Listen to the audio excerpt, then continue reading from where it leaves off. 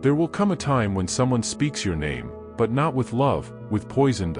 They twist facts, distort memories, and lie not just to hurt you, but to erase the version of you they no longer control.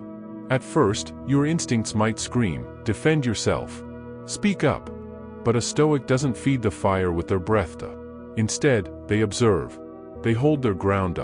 They let the false stories burn themselves out. When someone lies about you, they borrow time from karma. It feels like injustice now, but it's really just a countdown. Because truth has a habit, it arrives late, but never empty-handed. And when it does, it carries a mirror. Epictetus once said, "If you wish to improve, be content to be thought foolish and stupid." He didn't mean you are foolish. He meant don't rush to convince the world you're not. Because if you're too busy defending your name, you'll forget to live it. You'll be reacting to noise, not building your legacy. So here's the first rule: when someone lies about you, stay silent. Let your actions echo louder than their accusations. Let your consistency destroy their fiction. Because when karma arrives, it doesn't knock. It kicks the door open. And the best part? You didn't have to say a word. Betrayal doesn't always come from enemies. Sometimes, it walks in wearing familiar shoes.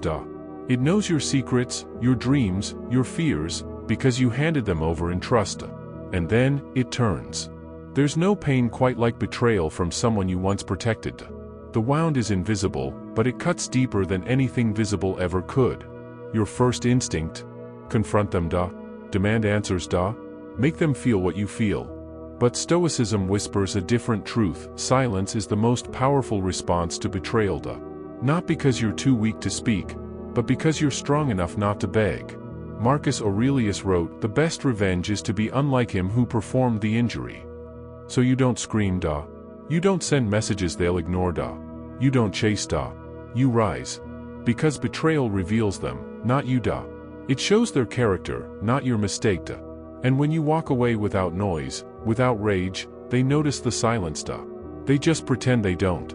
Here's the truth: people expect chaos after they hurt you. When you give them peace instead, it haunts them. So if they betrayed you, let them watch you move forward. Don't explain. Don't retaliate. Don't shrink. Let karma carry your silence like a message written in fire. Not every attack is personal. Some people are not angry at you, they're angry at themselves. But your calmness? Your discipline? It makes them uncomfortable. So they poke. They prod. They provoke you, hoping to break that calm, to make you rage like they do. But you don't bite. Because you understand one thing they never will. Your silence is not weakness.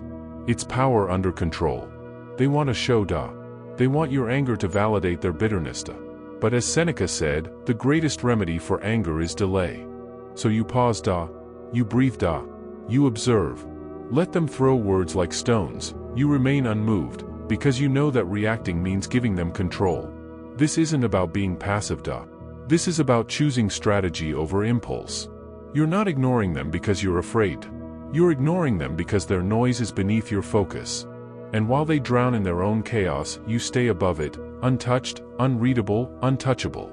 Eventually, their own fire burns them out. Because no one can win a fight with someone who refuses to fight back. There will come a time when your silence will confuse them. Then threaten them. Then make them laugh. They'll say, "He's too quiet. She doesn't fight back. They must be weak." Let them. Let them misunderstand your stillness. Because they think silence means surrender. But they don't see the storm you're mastering inside. A tree does not shake just because the wind screams. A mountain does not bow when thunder roars. And the disciplined soul does not break just because fools mock. Remember what Zeno, the founder of Stoicism, said: "Man conquers the world by conquering himself."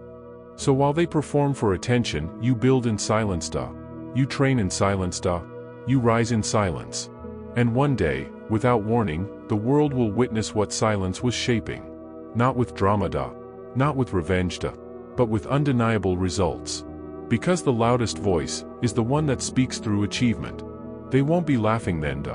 They'll be listening. There's a moment that comes after betrayal. A quiet, cruel moment. When you lie awake at night and the voice in your mind whispers, "Get even. Make them pay. Don't let them win." That voice feels powerful. It feels righteous. But it is not wisdom. It is temptation dressed as justice. Because the truth is, revenge is easy self-mastery is not. Seneca once said, the best revenge is not to be like your enemy. So the Stoic path is simple: don't respond. Don't retaliate. Don't sink. Stay quiet Let your dignity speak for itself Not because you're afraid of confrontation, but because you refuse to give them control. You don't pour poison into your own cup just to hurt someone else.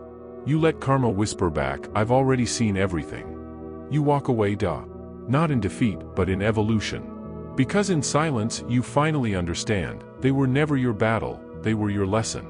And the real victory is not making them suffer.